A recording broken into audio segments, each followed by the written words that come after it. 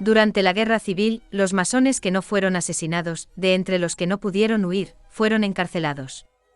A todos les robaron al menos sus bienes comunitarios, y discriminaron a todos sus familiares, leyes que permanecieron vigentes durante toda la dictadura fascista. Para los fascistas españoles, los judeo-masones siempre fueron, y siguen siéndolo, los culpables últimos de todos los males de España. Aunque no suelen mencionar a los judíos directamente, indirectamente se sobreentiende que están incluidos en sus conspiraciones, eso sí no es que los masones son simples lacayos o marionetas de los judíos.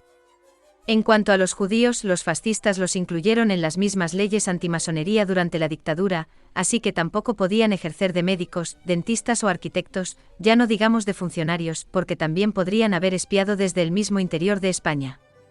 Pero los judíos españoles, aun incluidos en las mismas leyes antimasonería, no padecían las mismas discriminaciones que los masones españoles.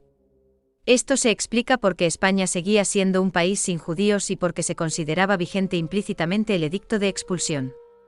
Al prohibirse oficialmente cualquier culto que no fuera el católico, excepto en el norte de África, las sinagogas de Sevilla, Barcelona y Madrid permanecieron cerradas.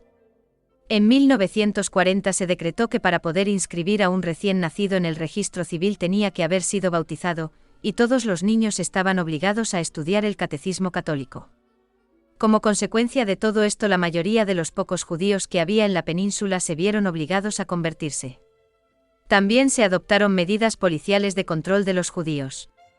Una circular de 5 de mayo de 1941 de la Dirección General de Seguridad ordenó a todos los gobernadores civiles que abrieran una ficha a cada judío, español o extranjero, que residiera en su provincia en la que se incluyera su filiación política y su grado de peligrosidad.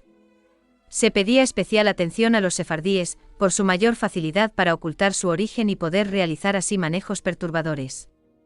Se formó así el archivo judaico, cuyas iniciales AJ figuraban en los expedientes.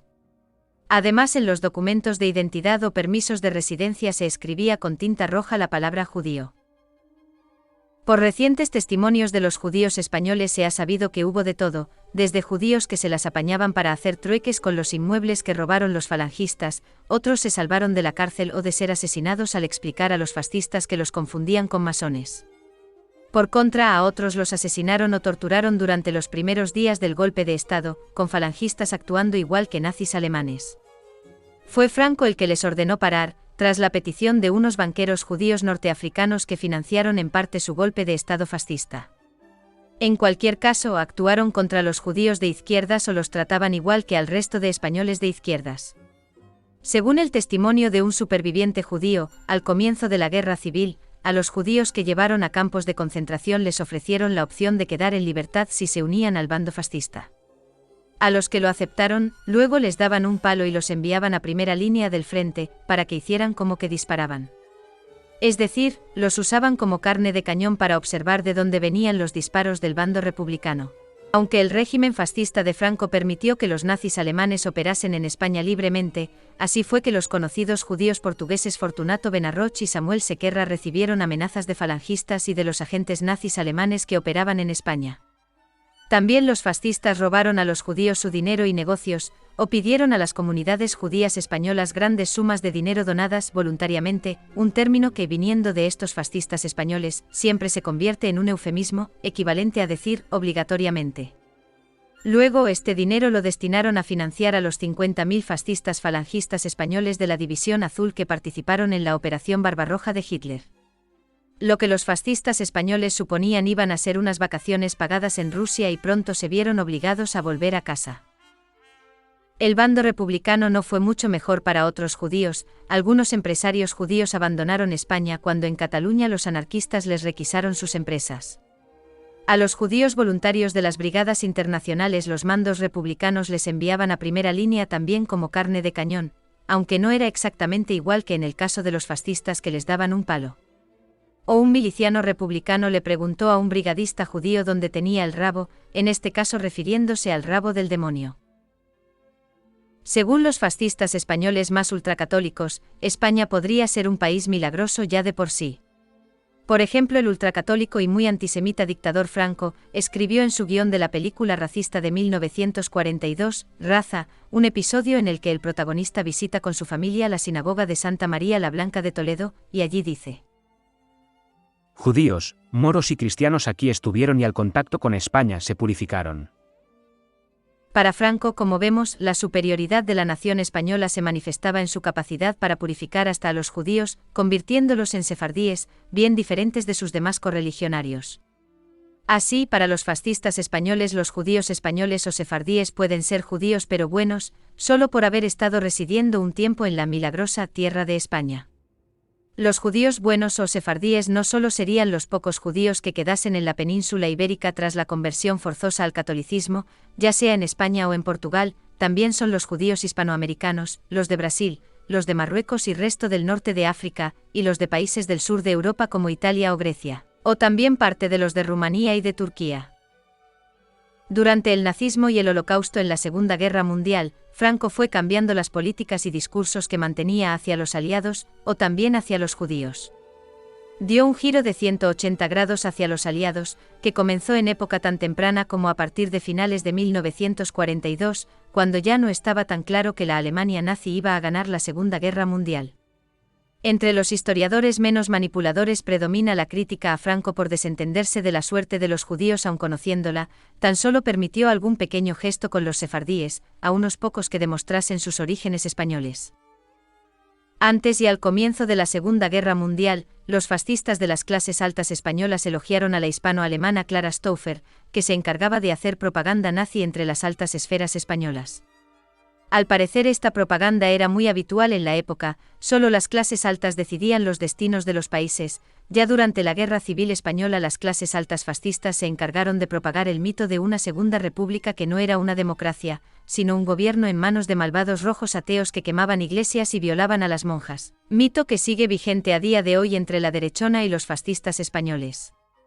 Otro falso mito o leyenda que lograron manipular es el de que Franco fue neutral, cuando lo cierto es que antes de la derrota de la Alemania nazi Franco intentó unirse al Eje, y después permitió que operara en España una parte de la red Odessa para ayudar a escapar a los criminales nazis, red que en España dirigía Clara Stauffer. Los aliados pidieron al régimen fascista en varias ocasiones la entrega de Clara Stauffer para ser juzgada por crímenes de guerra, pero Franco siempre la protegió.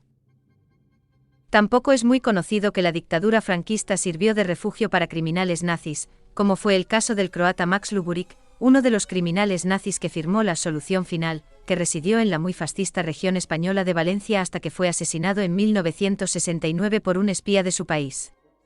Otro criminal refugiado fue Ante Pavelić, político y dictador croata, líder y miembro fundador del grupo Movimiento Revolucionario de Levantamiento Croata en la década de 1930, y más adelante caudillo del Estado Independiente de Croacia, Estado títere y colaboracionista con el Eje. Ante Pavelić es considerado hoy en día el líder del movimiento fascista más cruel de la historia, con más de 1 millón de asesinatos. Murió en el ostracismo en Madrid en 1959. El refugiado nazi más famoso de todos sin duda fue Otto Skorzeny, un nazi muy respetado por todos los nazis por comandar el rescate de Mussolini tras ser confinado en un hotel en el pico más alto de los Apeninos. De poco le valdría a Mussolini, ya que, poco antes de ser ejecutado fue usado por los nazis como gobernante del Estado títere de la República Italiana de Salò, para servir para las necesidades de guerra de la Alemania nazi. De Skorzeny se rumorea que fue amante de Eva Perón mientras estuvo en Argentina al servicio de la pseudo-dictadura fascista de los Perón. Acabó viviendo en España hasta que falleció en Madrid en 1975. Tras su muerte se organizó un gran funeral en España. Luego sus cenizas recorrieron Europa con homenajes de los nazis europeos. Se dice que nunca se habían visto tantos brazos en alto desde el final de la Segunda Guerra Mundial. Si bien, recientemente se conoció que accedió a colaborar con el Mossad de Israel. Gracias a Skorzeny, por ejemplo, el Mossad logró asesinar a uno de los científicos nazis alemanes que estaban colaborando con Egipto en el desarrollo de misiles de medio alcance durante los años 50. Más avanzada la dictadura española, los fascistas acogieron a los fascistas militares terroristas franceses de la OAS, luego algunos de estos participaron como mercenarios en los grupos terroristas del Estado español. Con respecto al antisemitismo, los fascistas españoles actuales en general no lo dejan claro. Muchos siguen por fuerza la ideología de sus grandes líderes, que antes eran tan antimasonería y antisemitas como sus antiguos camaradas nazis alemanes, mientras que otros, incluso falangistas filonazis, dicen que solo están en contra de los judíos que no sean españoles sefardíes, es decir, contra los judíos askenazis, o contra los judíos con dinero o los que sean dueños de grandes empresas capitalistas.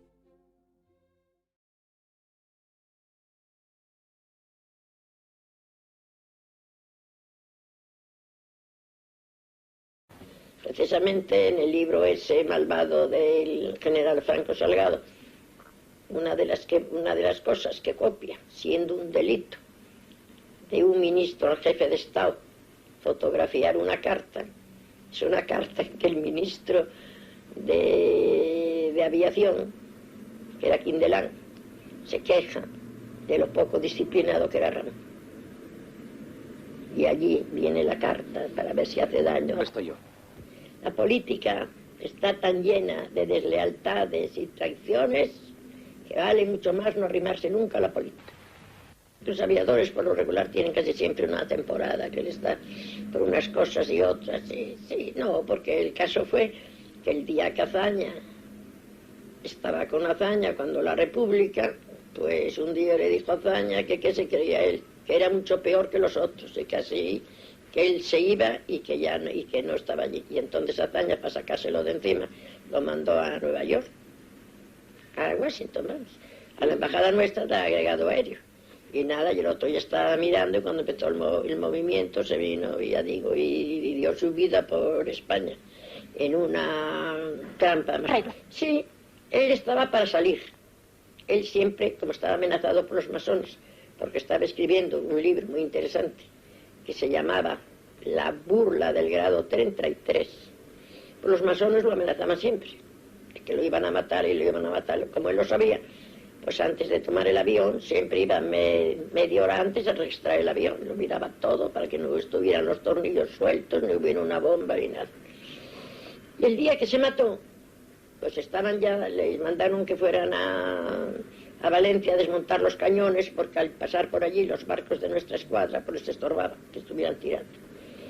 Y entonces ya dieron la orden un poco tarde, se hizo un poco tarde. Y entonces, a pesar de eso, mi hermano se fue inmediatamente de comer a registrar todo el avión y lo registró todo perfectamente.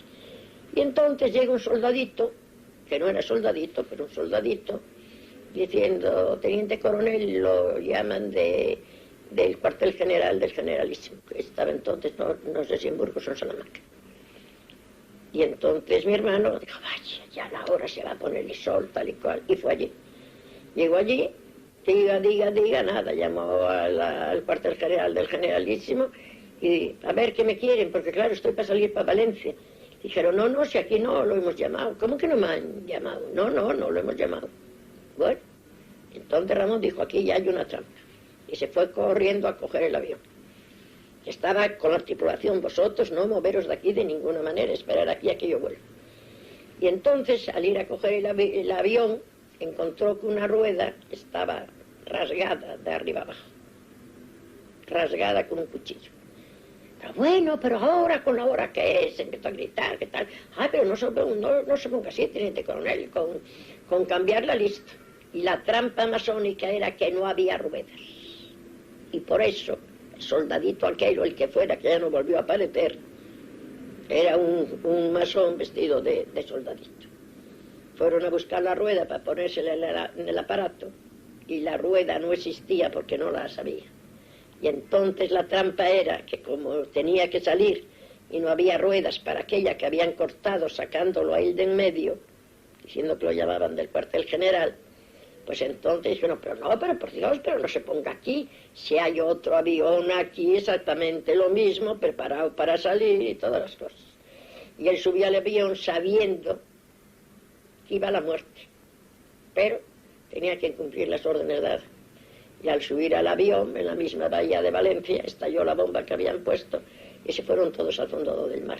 Y no se hubiera muerto, pero se levantó un temporal, los barcos de la escuadra tuvieron que retirarse y al día siguiente por la mañana, él y otro, que llevaban unos monos salvavidas, estaban muertos encima de unos juncos. Pero no por las heridas, que mi hermano tenía la mandíbula rota y la pierna rota, no. Se habían ahogado de noche, porque es muy difícil saber dónde un avión se hunde. en una bahía grande. De manera que los buscaron, no los encontraron, llegó el temporal, se recogió, y de esta manera Ramón, que murió víctima de la masonería. Y porque mi hermano dio orden de que se presentara a su casa. Que se presentara a su casa. Y cuando fueron los jefes de policía a presentar su casa, ya los masones habían robado todo el libro que le estaba escrito. En 1964, mientras el nodo critica la degeneración de la juventud europea porque baila al son de los Rolling Stones, se pone en marcha el primer plan de desarrollo. Se estrena la película Franco, ese hombre, y se celebran los 25 años de paz. La importancia de llamarse Franco también tuvo como protagonista a doña Pilar, la hermana del general.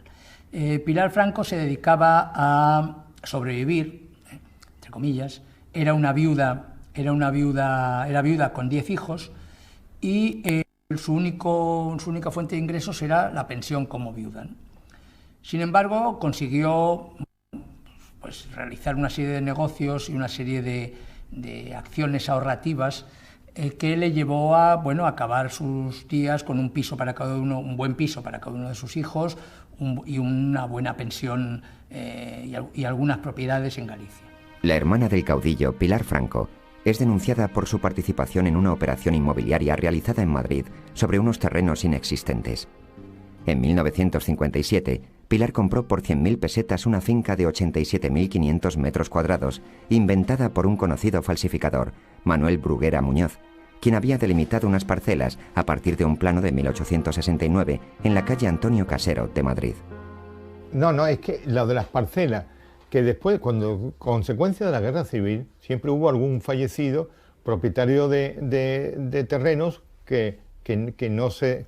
Entonces ellos se dedicaban a ver en el registro de la propiedad cuál estaba pendiente y entonces a partir de ahí hacían una historia y cuando veían que no había reacción de los herederos, la deponían a su nombre y para adelante. Y eso, ha habido gente que ha vivido en Madrid durante años. Yo he conocido a uno de esos artistas. Decía que era un artista. La falsa finca estaba dibujada sobre terrenos ya existentes que pertenecían al Banco Central de Alfonso Escámez, a la empresa Dragados y Construcciones, a una entidad benéfica y a varios vecinos. Pilar Franco utilizó todo tipo de influencias y contactos en el registro de la propiedad, en el Ayuntamiento de Madrid, en 3 ministerios diferentes y además en el Tribunal Supremo. Y al morir, el ya anciano falsificador, Bruguera Muñoz, la Audiencia Provincial de Madrid declaró prescrito el delito de falsificación y el caso salió de la vía penal. Las expropiaciones futuras proporcionaron a Pilar Franco buenos dividendos. En la última expropiación, dictaminada por el ministro de Obras Públicas Gonzalo Fernández de la Mora, Pilar recibió 134 millones de pesetas de 1973 por uno de los trozos de una parcela fantasma que le había costado 100.000 pesetas. El abogado Jaime Sánchez Blanco, que descubrió el pastel, llegó incluso a denunciarlo ante el presidente del gobierno, Luis Carrero Blanco. Llegó a denunciarlo, llegó a llevar los papeles. Jaime Sánchez Blanco relataba que Luis Carrero, cuando recibió los papeles, dijo: la voracidad de esa señora es inmensa, como gran expresión de ¿qué es esto?, ¿no? ¡Qué barbaridad! El caso concreto es que al final el negocio fue redondo.